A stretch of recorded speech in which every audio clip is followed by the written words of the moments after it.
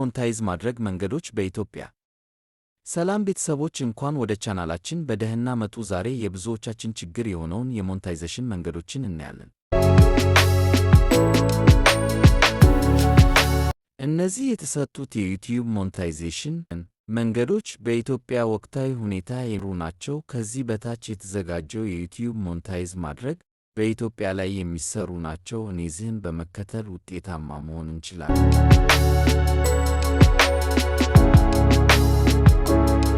የዩቲዩብ ሞኔታይዝ ማድረግ መንገዶች በኢትዮጵያ።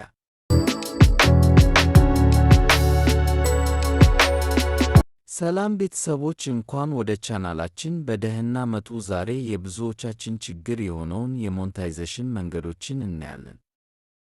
እንደምታወቀው አብዛኛዎቻችን በዩቲዩብ ብዙ ሥራ ሰርተን ነገር ግን ክፍያ አይፈጸምልንም። ምክንያቱም ወሳኝ የክፍያ ሂደቶችን ዘለን ይሆናል። ለዚህም መፍትሄው ቀርቦላቸዋል።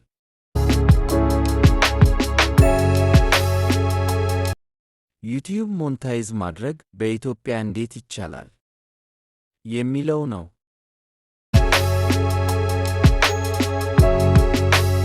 እንጀምር።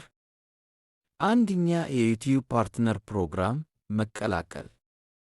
ዩቲዩብ በተለምዶ የሚሰጠው መጀመሪያ የገቢ ምንጭ ፓርትነር ፕሮግራሙ ነው። እሱ ላይ ለመድረስ የሚያስፈልጉን መስፈርቶች 1000 ሳብስክራይበር መድረስ አለብን።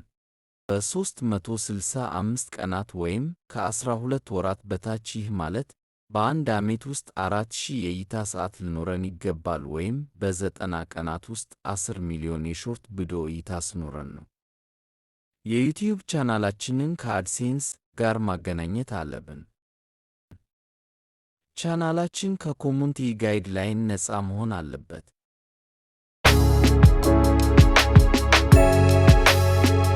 ሁለተኛ፣ የምንሰራቸው ቪዲዮዎች ለዩቲዩብ ማስታወቂያ ምቹ መሆን አለበት። ስፖንሰርሺፕስ ከተባበሩ ኩባንያዎች ጋር በተወያዩ ላይ የማስታወቂያ ውል በመግባት በመድረስ ደግሞ ገንዘብ ማግኘት ስለምንችል።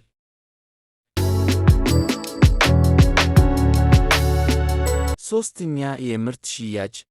ይህ ብዙም በኢትዮጵያ ያልተለመደ ቢሆንም ለዩቲዩብ ቻናሎ የሚመስሉ ብራንድ የሆኑ ነገሮች እንደ ቲሸርት፣ ኮፍያዎችን፣ የቤት ዕቃ ወዘተ ይቻላል። ኢትዮጵያ ውስጥ ከማህበረሰብ ጋር በቅርብ የምትሰሩ ከሆነ ይህ በጣም በሚያገለግልና ለእናንተም ጠቃሚ መንገድ ነው።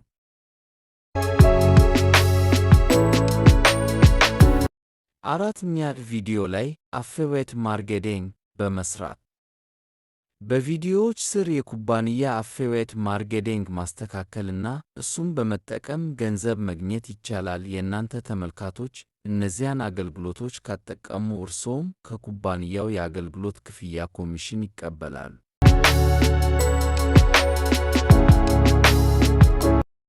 አምስተኛ፣ የቀጣይ ምዕራፍ አድሴንስ እና ኢትዮጵያ።